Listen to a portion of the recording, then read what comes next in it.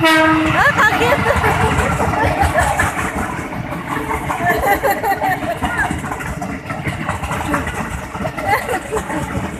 Yolo, guys. Talak ko ah.